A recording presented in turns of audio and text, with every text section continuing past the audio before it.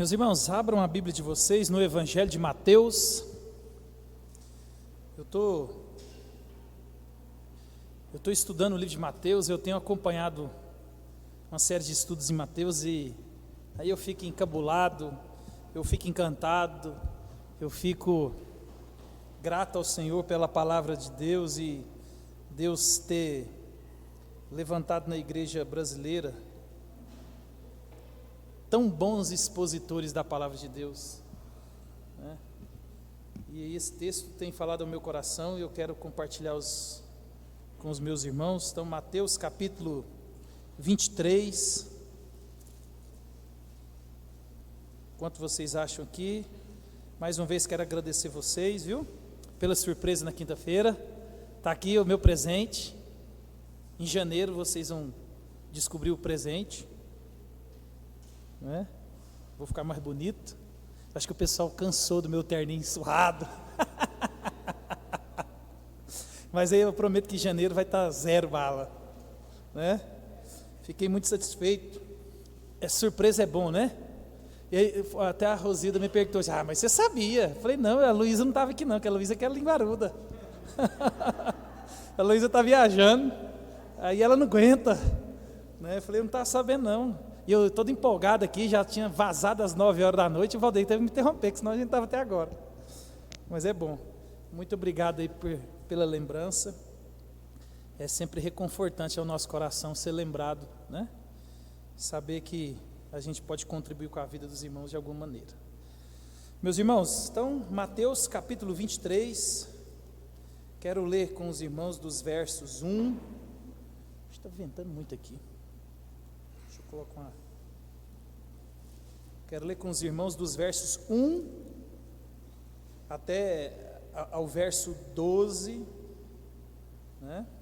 O capítulo 23 de Mateus, meus irmãos, é onde Jesus agora, a gente pode dizer que ele volta as suas armas para os fariseus, os líderes daquela época, né? E no capítulo 23, no capítulo 24, né, Jesus ele repreende os líderes daquela época, ele vem com seu sermão profético, né? E é maravilhoso poder contemplar as profecias de Jesus que já aconteceram e que ainda acontecerão. Mas talvez na outra oportunidade a gente dá sequência a partir do verso 13, que é muito, muito, muito bom poder estudar isso. Mas hoje nós vamos ficar com o verso 1 até o verso 12 do capítulo 23, que diz assim, ó: Então falou Jesus às multidões e aos seus discípulos. Na cadeira de Moisés se assentaram os escribas e fariseus. Fazei e guardai, pois tudo quanto eles vos disserem, porém não os imiteis nas suas obras, porque dizem e não fazem. Atam fardos pesados e difíceis de carregar, e os põem sobre os ombros dos homens, entretanto eles mesmos nem com um dedo querem movê-los. Praticam, porém, todas as suas obras com o fim de serem vistos dos homens, pois alargam os seus filactérios e alongam as suas franjas. Amam o primeiro lugar nos banquetes e as primeiras cadeiras nas sinagogas, as saudações nas praças e os serem chamados mestres pelos homens. Vós, porém, não sereis chamados mestres, porque um só é vosso mestre, e vós todos sois irmãos. A ninguém sobre a terra chameis vosso Pai, porque só um é vosso Pai, aquele que está nos céus. Nem sereis chamados guias, porque um só é guia, o Cristo. Mas o maior dentre vós será vosso servo. Quem a si mesmo se exaltar será humilhado, e quem a si mesmo se humilhar será exaltado. Amém? Vamos abaixar nossas cabeças, vamos orar mais uma vez? Pai, a tua palavra foi lida, palavra essa que é suficiente, ela é a única que pode nos conformar à imagem de Cristo Jesus, é a única que pode nos confortar, nos conformar, nos consolar, nos ensinar, nos exortar, nos corrigir. Usa, meu Deus, a tua palavra que será exposta aqui para que possamos, como o Tiago diz, de frente ao espelho corrigir as nossas imperfeições, Pai. Mas isso tudo é através do Espírito Santo em nossa vida, Pai. Nos ajude, em nome de Jesus. Amém. Então, meus irmãos, aqui no capítulo 23, é onde nós encontramos o último discurso público de Jesus. E Jesus aqui, ele se dirige estritamente ou diretamente aos fariseus. Quem eram os fariseus? A cúpula religiosa dos seus dias, né? Talvez você não se assuste com o que Jesus esteja fazendo aqui, porque talvez você nunca pensou nisso, né? Do próprio Deus, ele exortando a sua igreja literalmente. Eles não tinham essa noção. Jesus, o Verbo encarnado, Cristo, o Rei, ele agora está em Jerusalém, ele agora se dirige à liderança religiosa, aqueles que se intitulavam responsáveis por ensinar, por exortar, por corrigir e por outras e outras coisas, e o próprio Deus ali, imagina, o próprio Deus fala com eles, e a coisa não é muito boa, né? A coisa não é muito boa. É isso que Jesus está fazendo aqui, meus irmãos. Imagine o pronunciamento de Deus dirigido a toda a igreja, a toda a liderança que carrega seu nome. Imagina Jesus descendo hoje no Brasil, e ele reúne toda a liderança da igreja, todos os crentes, e ele vai dar um diagnóstico, e um diagnóstico preciso, não hipotético, do cristianismo no Brasil e no mundo. É isso que Jesus está fazendo aqui. E o que Jesus fala para eles aqui não é algo bom de escutar, talvez não é isso que eles esperavam, né? Talvez eles queriam ouvir servo bom e fiel, é isso que eu espero de vocês, mas não é bem isso que Jesus diz aqui.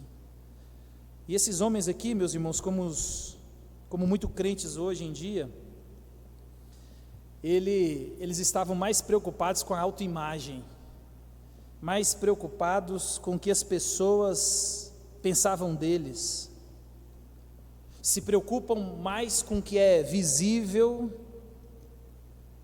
com as pessoas que estão à sua volta, se preocupa mais em manter as máscaras, né? Aquelas máscaras de homens santos, homens piedosos, aqueles homens e mulheres, né? No nosso tempo, né, mulheres, naquele tempo nem tanto, mas de manter uma aparência de cristão, né? Aquela capa de que a olho nu eu e você vamos olhar para essas pessoas e falar, ali tem um verdadeiro discípulo de Cristo.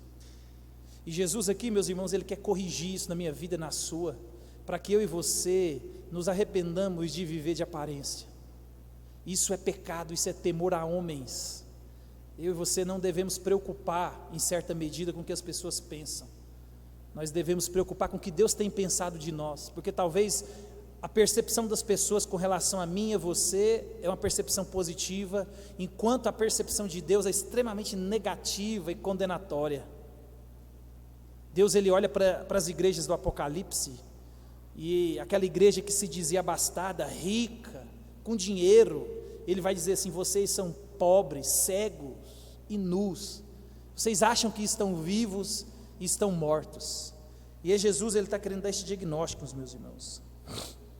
E é nesse discurso aqui duro de Jesus, ele pretendia confrontar tanto a liderança quanto o falso líder, as suas práticas religiosas. Eu estava lendo essa semana e é muito fácil eu e você cairmos num legalismo religioso, num modo tão automático. Eu vou dar um exemplo bem simples, como nós podemos cair num legalismo religioso que a gente nem percebe. Por exemplo, quem tem costume de orar pelas refeições, não tem nada de errado nisso, mas as pessoas às vezes caem num legalismo de ter que orar pela refeição antes de comer, como se você não ora de manhã e fala, Senhor, obrigado, porque hoje eu vou almoçar.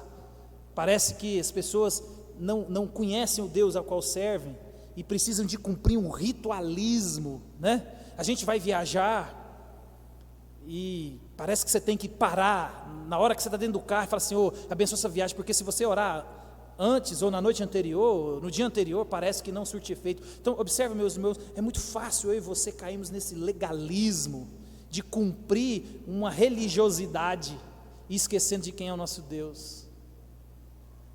Observe, são coisas pertinentes, coisas que eu e você devemos fazer, orar.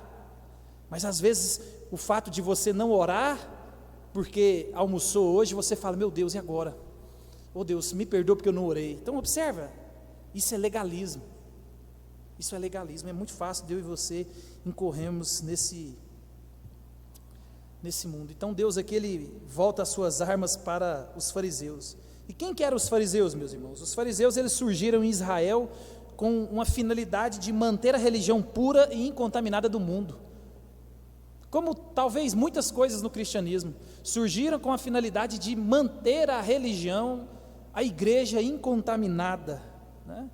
Em um período onde a cultura grega estava expandindo território em todo o mundo, e para que o mundo helênico não entrasse dentro de Israel e pervertesse toda a religião, se levanta os fariseus.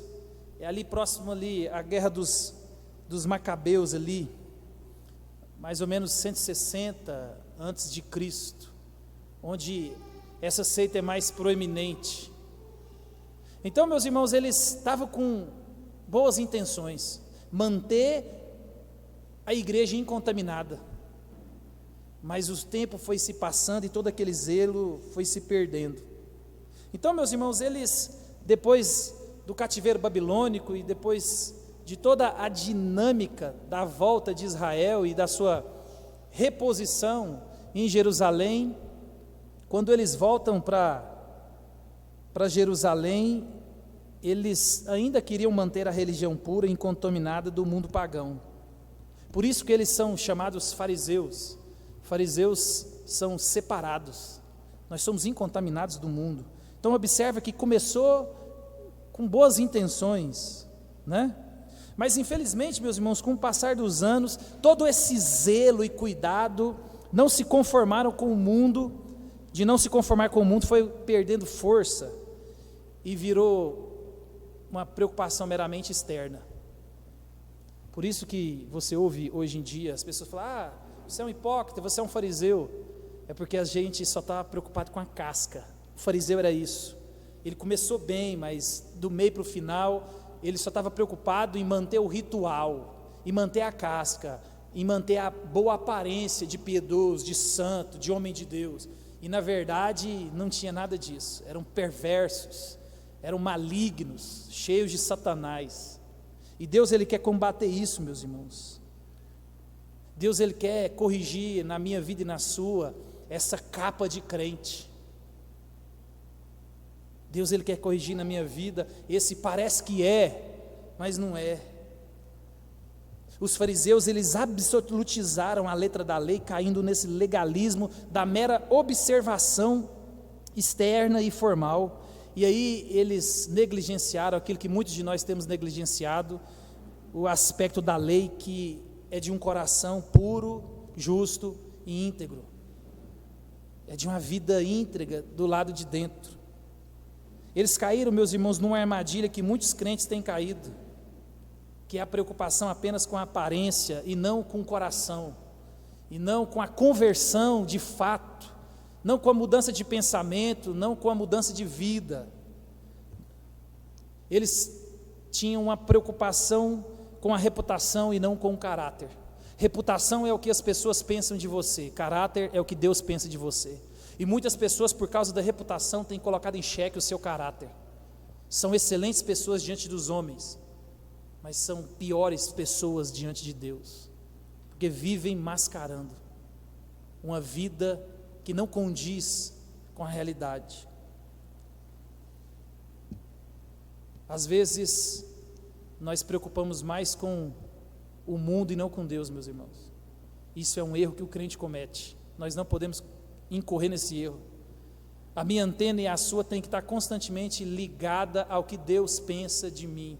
O que eu tenho feito, o que eu tenho pensado, o que eu tenho sonhado, a minha maneira de viver, Deus tem aprovado? Essa é a minha e a sua preocupação constante. E não o que o vizinho pensa de mim, o que o patrão pensa de mim, o que o pastor pensa de mim. Isso é secundário. E às vezes a gente está mais preocupado com a reputação e está negociando o caráter, meus irmãos. Por isso que ele vai começar dizendo no verso 1 e 2, ele diz assim, então falou Jesus às multidões e aos seus discípulos. Na cadeira de Moisés se assentaram os escribas e os fariseus. Jesus aqui, meus irmãos, denuncia uma liderança que se colocou lá, não foi colocada. Uma liderança que pegou um título que ninguém deu. Eles se consagraram.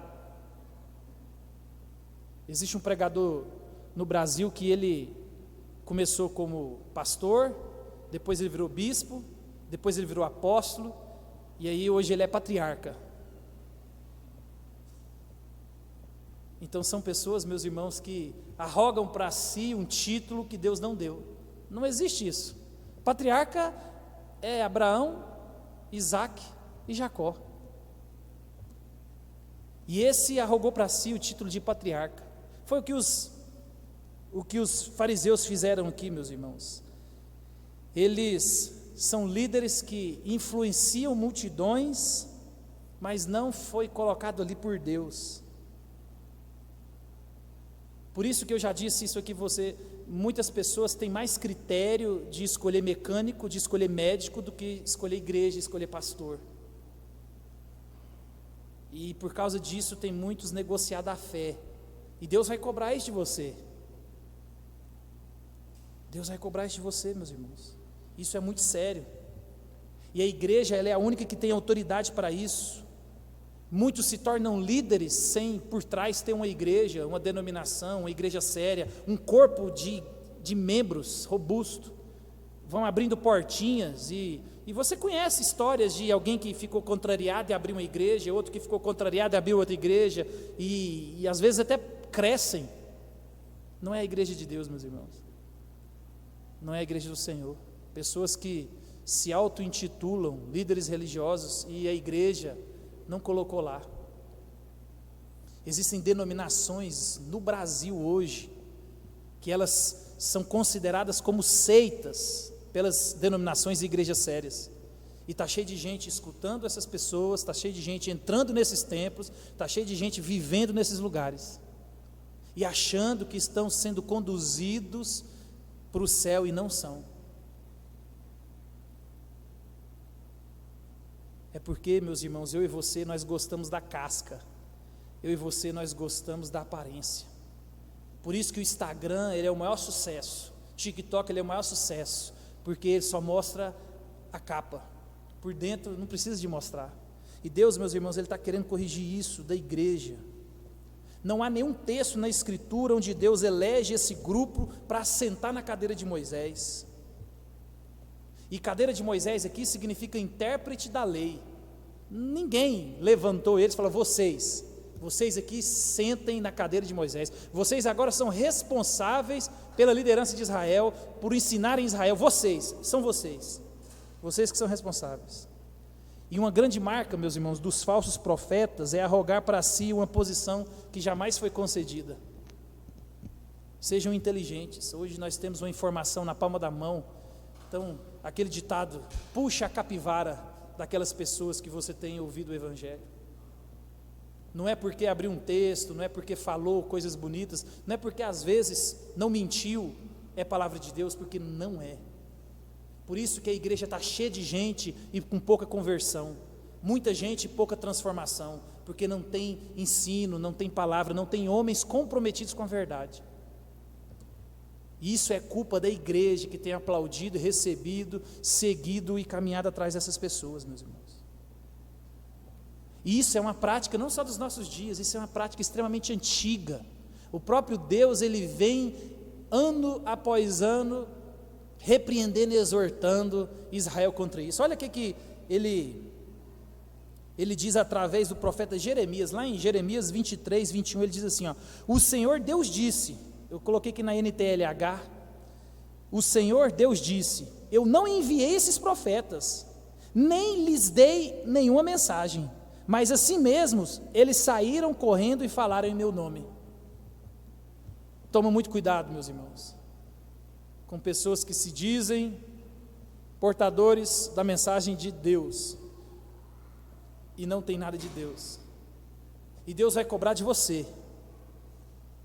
Eles são culpados? São, mas você que não tem cuidado da palavra, você que às vezes escuta e recebe aquilo como se fosse mensagem de Deus, não faça isso. Isso é uma prática antiga da igreja. Por isso, meus irmãos, Deus ele tem nos exortado a olhar para a Bíblia, olhar para a sua palavra. Nós somos exortados por Deus a permanecer na doutrina dos apóstolos, não na doutrina dos homens. Eu já cansei de ouvir debates e as pessoas falam, não, porque o pastor fulano falou. Não que você não possa chegar e trazer para o debate o nome de algum homem sério, não é isso. Mas cadê o versículo? Cadê o texto? Não tem. E às vezes, meus irmãos, a gente está incorrendo em erro, seguindo pessoas que você às vezes nem conhece a vida íntima dessas pessoas. Crente não é quem diz ser crente. Crente é quem tem uma vida santa, uma vida que na solidão pode ser mostrada em tela. Por isso, meus irmãos, que isso é muito sério. Nós precisamos de manter firmes na prática da leitura da palavra. Você é responsável pelo seu cristianismo. Eu posso fazer muita coisa por você, posso te ensinar muita coisa, mas você tem pouco tempo durante a semana comigo. A responsabilidade de conhecer é sua. Então, você tem uma Bíblia, leia ela o máximo que você puder. E esses homens aqui, meus irmãos, por causa de uma igreja fraca, eles sentaram num lugar onde Deus não colocou. E aí eles não têm força para combater a heresia, para combater o falso ensino, para combater as coisas que vão entrando sorrateiramente dentro da igreja. E aí Jesus, ele continua, ele vai dizer assim, ó, no 3 e 4, portanto fazei e guardai tudo o que eles vos disseram, mas não lhes imiteis as obras, pois não praticam o que dizem. Atam fardos pesados e difíceis de carregar, e os colocam sobre os ombros dos homens, mas eles mesmos nem com o dedo querem movê-los. Aqui acontece uma coisa interessante, meus irmãos. É interessante que Jesus ele não reprova a teologia dos fariseus. E Jesus aqui ele usa duas palavras para mostrar o que o restante da Bíblia afirma, o que eu tenho ensinado para vocês aqui. Fé sem vida não é fé verdadeira. Doutrina que não se vive é doutrina que não se crê. Jesus vai dizer assim, ó, guardem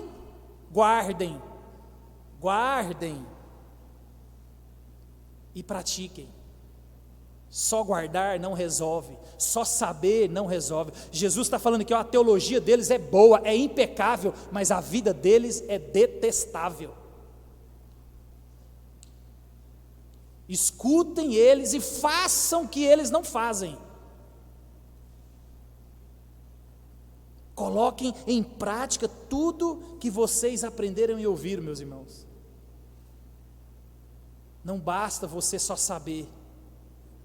Na teologia tem uma palavra bonita. Ortodoxia sem ortopraxia não vale de nada. É a mesma coisa. Saber e não fazer não vale de nada. Fé sem vida, fé sem prática é lixo, não serve para nada. O Hernandes gosta de falar uma frase e eu acho interessante, né? Luz na cabeça e não tem fogo no coração. Sabe muito aqui em cima, mas não consegue externar a teologia. Jesus está falando que a teologia deles é boa, escutem, mas não façam. Por isso que no Sermão do Monte ele vai dizer assim, ó, se a justiça de vocês não excedem muito a dos fariseus e dos escribas, vocês estão perdidos. A teologia deles é boa, mas a prática deles é terrível. Eu tenho nojo deles. Falam demais e fazem de menos. Eles eram zelosos com os rituais e com as palavras, contudo, meus irmãos, eles não viviam o que ensinavam. E isso Deus abomina. Eu quero que você sinta o que Deus sente aqui. Deus abomina pessoas que não vivem o que ensinam. John Charles Riley, um puritano do século XVIII, muito piedoso, ele escreveu assim, nos alerta quanto à necessidade de fazer uma distinção entre o ofício de um mestre e o exemplo pessoal. O que John Charles Riley está nos ensinando aqui? Que eu e você devemos aprender a fazer essa distinção. Existem pessoas que ocupam posições, por isso que ele fala, fazer uma distinção entre o ofício, entre o pastor, entre o presbítero, entre o diácono, entre o crente e o exemplo. São duas coisas diferentes. Eles aqui, meus irmãos, eles estavam atrás da capa de fariseus, e o exemplo péssimo. O ofício era santo, era bom, sacerdotes do Senhor, mas a vida desprezível. Tomem cuidado, meus irmãos. E é interessante que essas pessoas, e os fariseus aqui faziam isso, eles colocavam mais peso na vida dos outros. Pessoas assim, meus irmãos, os fariseus, eles eram severos com os outros e não com eles mesmos.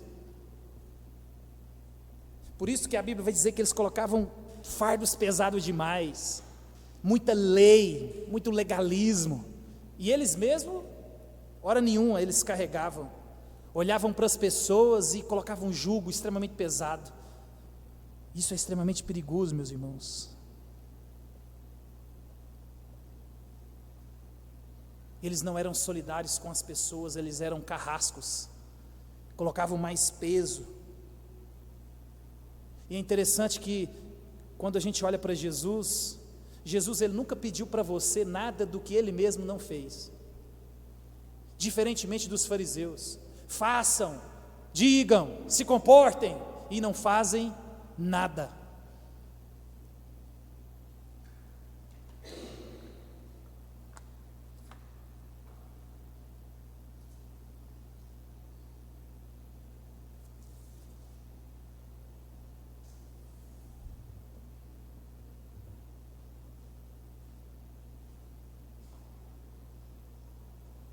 Os fariseus aqui, meus irmãos, eles criaram mais de 600 leis fora o Pentateuco, fora a Bíblia. Era difícil de você viver essa religiosidade. Era lei que Deus nunca tinha pedido, e eles colocavam esse fardo. Por isso, meus irmãos, que a gente tem que olhar para o nosso Cristo, o nosso Jesus, o nosso Salvador. Ele nunca pediu para você nada do que Ele mesmo não tinha feito. Jesus, ele é aquele que chama você, a mim, para tomar o fardo dele, o jugo dele. Jesus, quando ele disse para você e para mim assim, negue-se a si mesmo, toma a sua cruz e siga-me. Jesus fez isso, negou a sua glória, a sua majestade, pisou na terra, se humilhou, se fez homem, para que você hoje pudesse ter vida. Diferentemente dessas pessoas que são cheias de teologia e pouca vida prática, que colocam peso nas pessoas, Jesus não faz isso, Ele vem para tirar esse peso. Vinde a mim, vocês que estão cansados e sobrecarregados, eu vos aliviarei. Jesus, meus irmãos, Ele manda a mim e a você orar. Ore sem cessar, o tempo inteiro, porque Jesus, Ele orou. Jesus, Ele manda você renunciar, porque Jesus, Ele renunciou. Jesus, Ele manda você servir porque Jesus serviu, Jesus amou, Jesus cultuou ao Pai. Jesus, Ele não pede nada do que Ele não faça. Jesus o tempo inteiro estava na igreja, estava cultuando, estava adorando. E as pessoas hoje vêm para a igreja quando quer, do jeito que quer, se quiser, se der. O nosso modelo, meus irmãos, é Cristo Jesus. E esse Cristo foi quem morreu por um povo que se arrepende, um povo que olha para essas coisas e fala: Senhor, eu preciso de Ti, sou pecador, sem o Senhor eu não sou nada. Jesus, meus irmãos, ele faz tudo aquilo e depois ele nos chama a imitá-lo. Jesus, ele quer corrigir a hipocrisia e o farisaísmo da igreja. Por isso que eu e você, nós devemos nos arrepender dessa vida de muita luz na cabeça e pouca vida prática. E aí ele continua, no versos 5 a 7, ele diz assim, praticam todas as suas obras para serem vistos pelos homens, alargam seus filactérios e aumentam as franjas de seus mantos, gostam do primeiro lugar nos banquetes e dos primeiros assentos nas sinagogas, de serem cumprimentados em público e chamados rabi pelos homens. Mais uma vez, o texto é claro, os fariseus, meus irmãos, só se preocupavam com a reputação diante dos homens. Se tiver como ser visto por alguém, beleza, nós estamos lá, show de bola. Se tiver como eu sair nas redes, se tiver como meu nome sair em algum lugar, numa foto, numa entrevista, pode contar comigo, eu vou estar ali, eu vou fazer. O texto vai dizer assim, eles alargavam os filactérios. E os filactérios, o que eram, meus irmãos? Eram pequenas caixas de couro, que eles guardavam porções das escrituras. E eles eram tão legalistas, olha o que o legalismo faz. Eles fizeram uma observação literal de Deuteronômio 8. Deuteronômio 8 diz assim, também atarás como sinal na tua mão, e te serão por frontal entre os olhos. Meus irmãos, Deus mandou eles fazerem uma caixinha?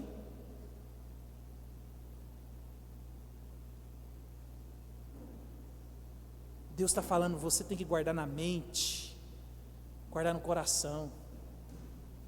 A imagem da cabeça e a imagem da mão direita guarda no coração, na mente e pratica. Mas eram tão legalistas que eles observavam de maneira literal.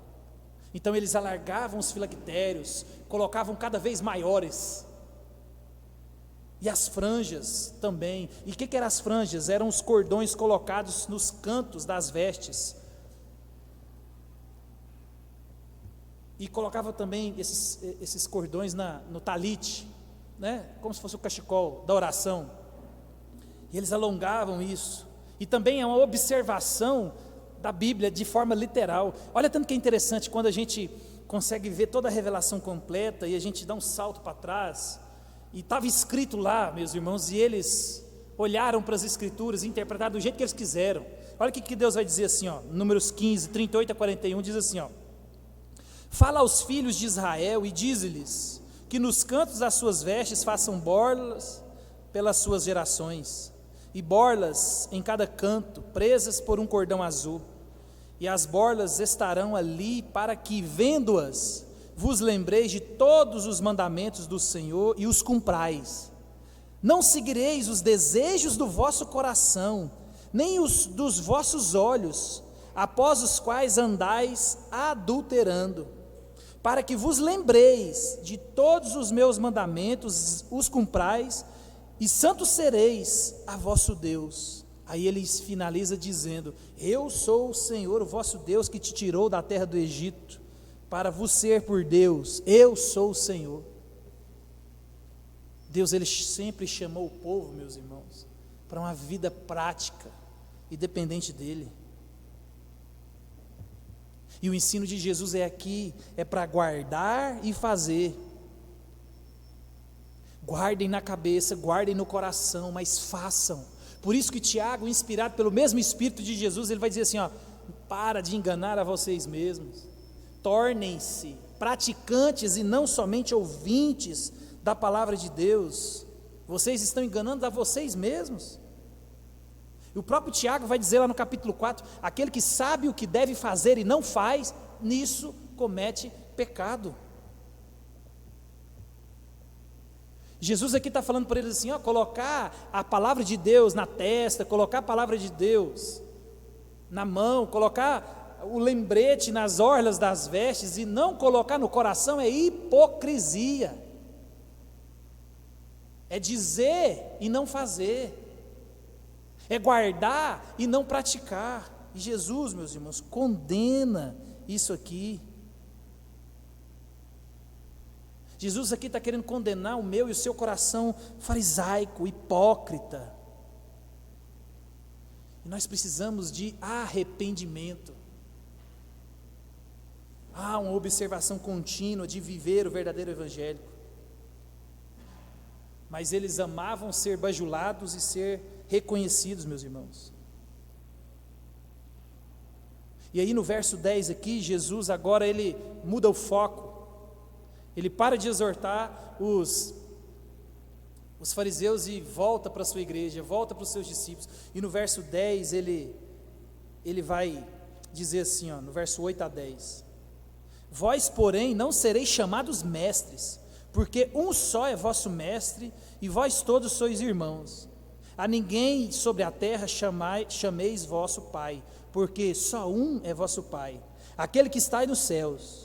Nem sereis chamados guias, porque um só é vosso guia, o Cristo. E aqui, meus irmãos, Jesus ensina como deve ser o tratamento no meio do povo dele. E é interessante, você e eu devemos aprender isso aqui. Os discípulos de Jesus, eles estão numa posição de equidade sobre a liderança do mesmo Cristo, Jesus. Ninguém é diferente diante de Deus. O povo de Deus não deve buscar reconhecimento, meus irmãos, no mundo e sim em Deus. Jesus aqui, ele tira toda e qualquer possibilidade de títulos dentro do seu povo. No meio de vocês, não. No meio de vocês, não é assim. No meio de vocês, não é assim que funciona. No reino, meus irmãos, ninguém é maior do que o outro, porque Cristo, Jesus, Ele é o cabeça. Jesus é quem detém toda a autoridade nos céus e na terra, inclusive dentro da igreja. E é interessante que pelo status social, ainda é assim, a gente vai falar um pouco disso amanhã, à noite. Tiago, ele gosta muito, né? Tiago é prático, mas o status social naquela época, né, de ser grande, era sinal de grandeza. Por isso que os fariseus amavam ser reconhecidos. Ali vem os mestres da lei, cheios de pompa. Eles gostavam disso.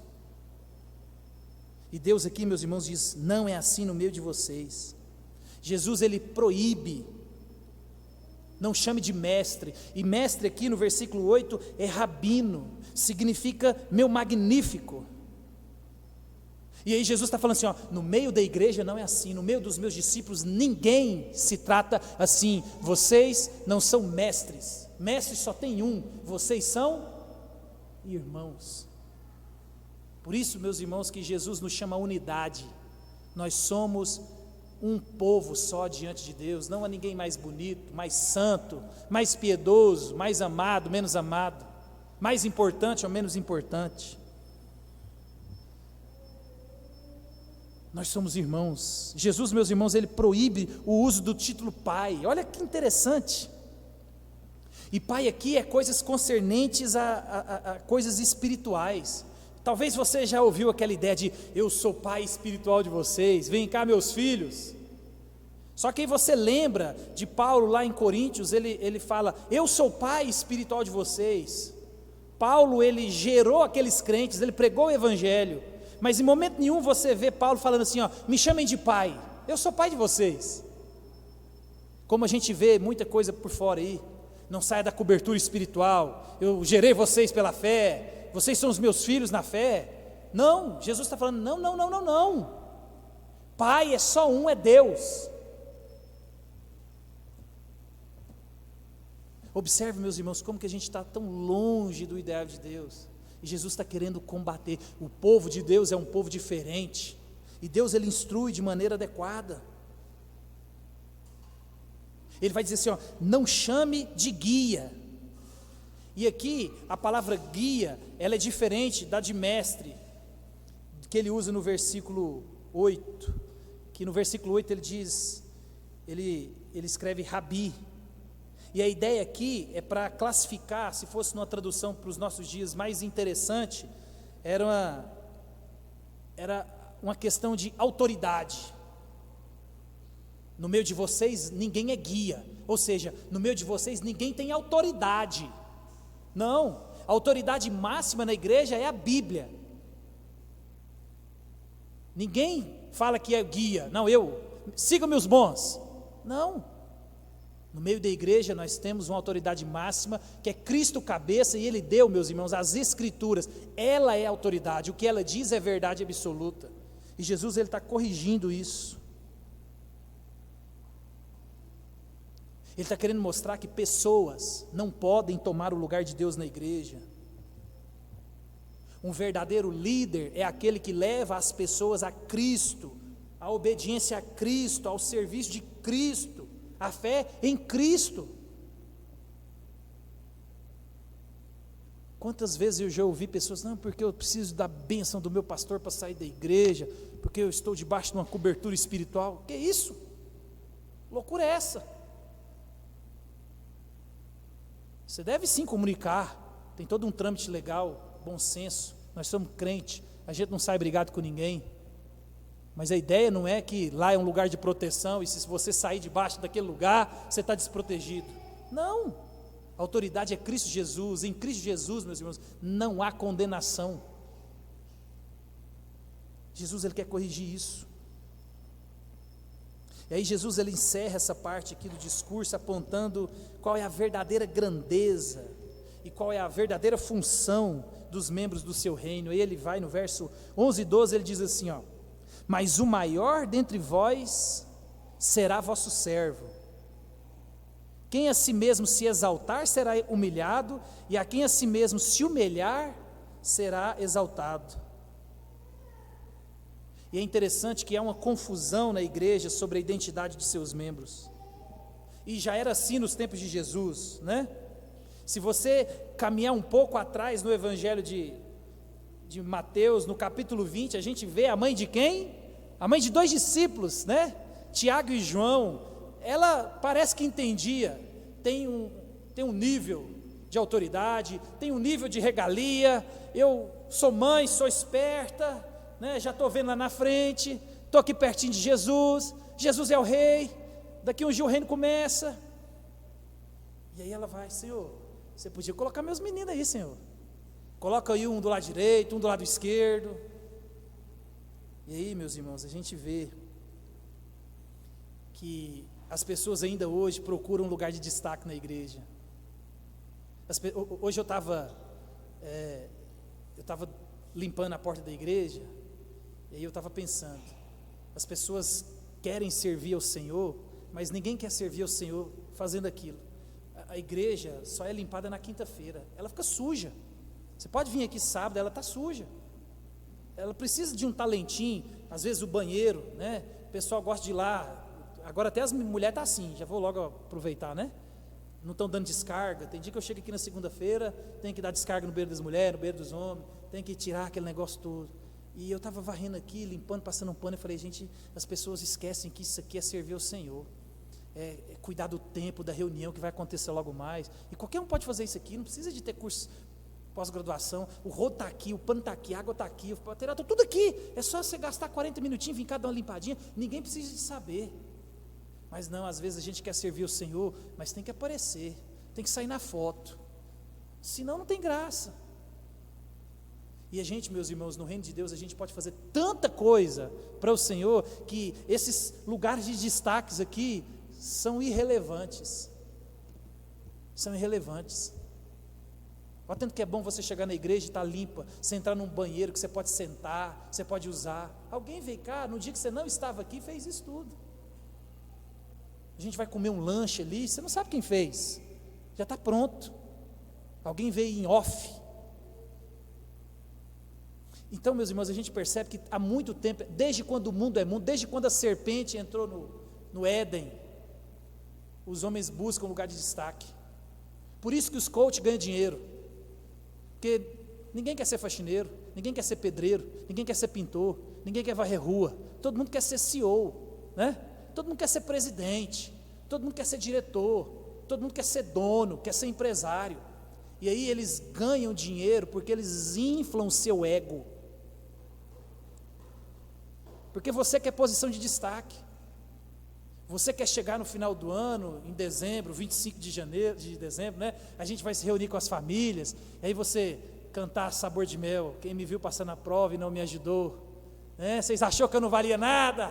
Aí você encosta com um carrão granfino, aí você fala, e aí, A gente gosta disso, meus irmãos. O externo, ele remete a sucesso. Um carro bom e uma casa bonita, no Brasil, você venceu na vida. Talvez você tenha um carrão caro, uma casona bonita, mas você está mais perdido que cachorro cair de mudança. Mas é porque a gente gosta disso, a gente gosta de status. Sempre foi assim.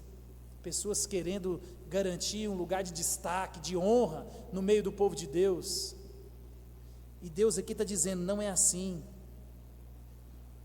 Jesus está querendo mostrar para mim e para você, ei, no meu reino não é assim que funciona.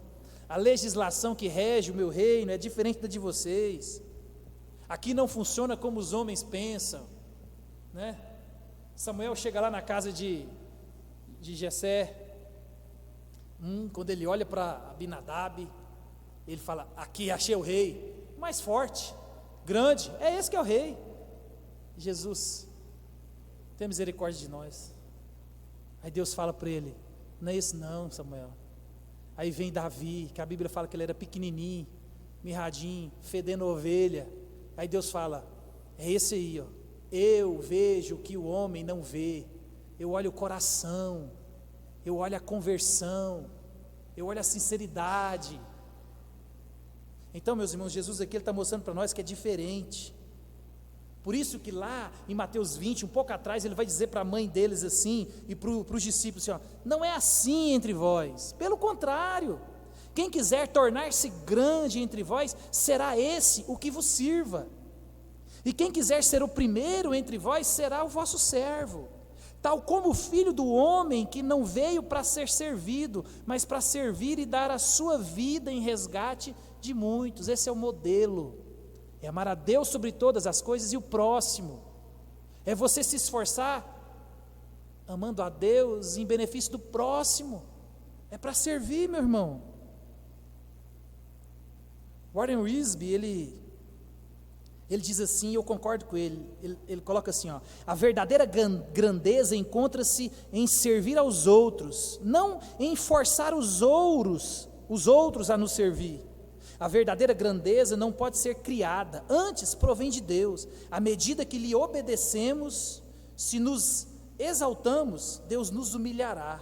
Mas se nos humilharmos, no tempo certo, Deus nos exaltará. Deus nos chama a ser servo. Deus nos chama a cuidar dos outros. No reino de Deus, no povo de Deus, a dinâmica é diferente. Não é o individualismo, ele é unidade. Por isso, meus irmãos, Deus aqui, ele combate esse farisaísmo, essa hipocrisia. Nós devemos pensar no reino, para o reino, no outro, em benefício do outro, na alegria do outro, na vida do outro. E eu quero encerrar fazendo algumas perguntas para você refletir. Você é um servo ou você é um fariseu? Você de fato está preocupado em servir ao Senhor, servir as pessoas, ou você está buscando status? Ou você está buscando aparência? Você está mais preocupado com sua reputação diante dos homens ou o que Deus pensa de você?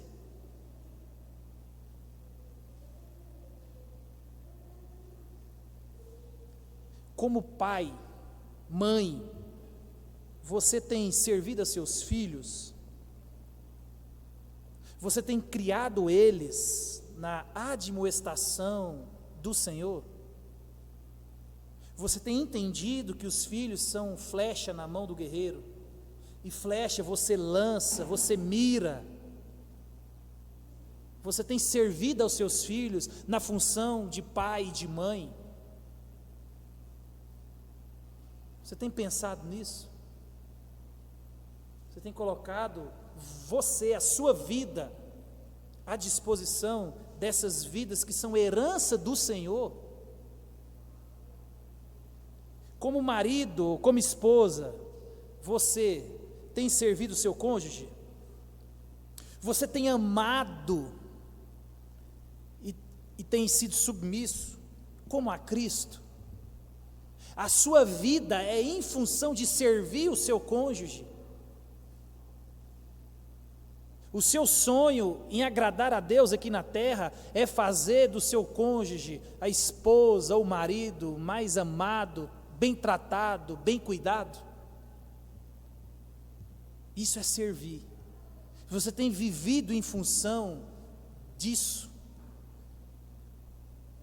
Como crente, meus irmãos, você tem servido a sua igreja, os seus irmãos com os seus dons, com o seu tempo e com os seus recursos?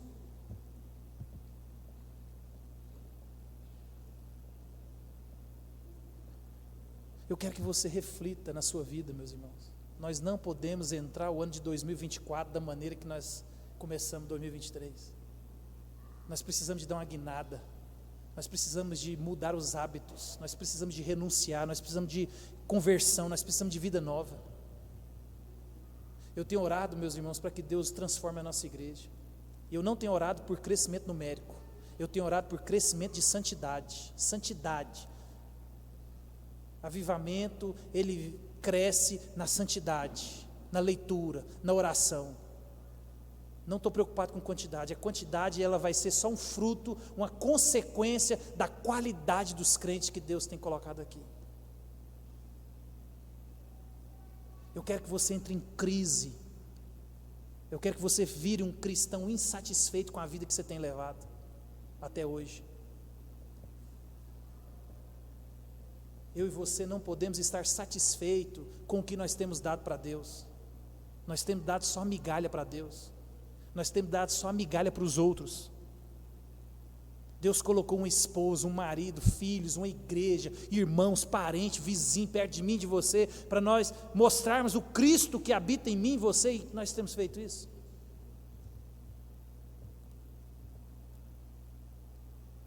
Eu quero ler com você para encerrar. Dá tempo. Estava só uma observação aqui. Paulo, quando ele vai despedir da igreja, alguém que entendeu que a sua vida era em prol do reino, em prol dos outros. Se você quiser acompanhar Atos 20, do 17 até o 35.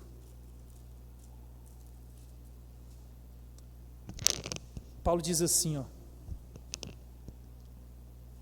de Mileto mandou a Éfeso chamar os presbíteros da igreja. E quando se encontraram com ele, disse-lhes: vós bem sabeis como me conduzi entre vós em todo o tempo, desde o primeiro dia que entrei na Ásia, servindo ao Senhor com toda a humildade, lágrimas e provações que pelas ciladas dos judeus me sobrevieram, jamais deixando de vos anunciar coisa alguma proveitosa e de vô-la ensinar publicamente e também de casa em casa, testificando tanto a judeus como a gregos o arrependimento para com Deus e a fé em nosso Senhor Jesus Cristo.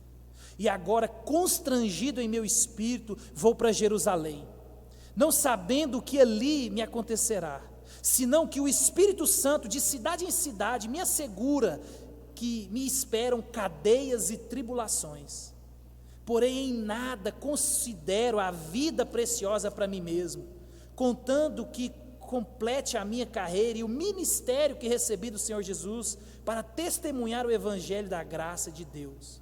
Agora, eu sei que todos vós, em cujo meio passei pregando o reino, não vereis mais o meu rosto.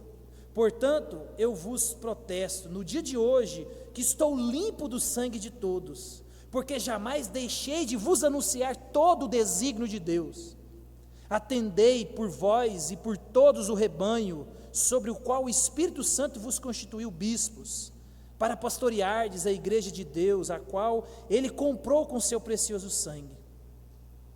Eu sei que depois da minha partida, entre vós penetrarão lobos vorazes que não pouparão o rebanho, em que dentre vós mesmos se levantarão homens falando coisas pervertidas para arrastar-vos discípulos atrás deles.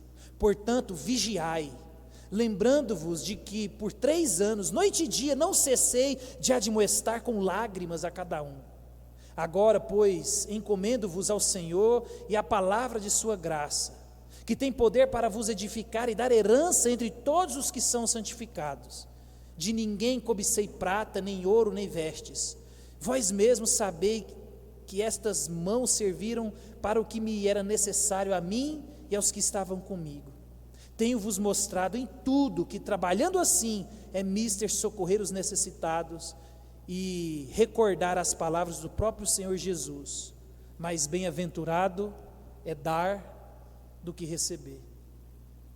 Meus irmãos, alguém que entendeu o Evangelho, alguém que gastou a sua vida no Evangelho de Deus, e que eu e você sejamos assim, que você entenda isso, que você sofra uma conversão genuína no seu coração e mude de vida, se arrependa. Nós precisamos de abandonar o farisaísmo, a hipocrisia, e viver o verdadeiro cristianismo, que é pensar nos outros, viver em função dos outros. E eu e você temos próximo suficiente já perto de nós para começar a viver a verdadeira religião que Deus espera de mim e de você. A nossa casa está cheia de pessoas que precisam ser amadas, precisam de atenção, precisam de cuidados. Foram eles que Deus colocou primeiro perto de mim, perto de você. Amém?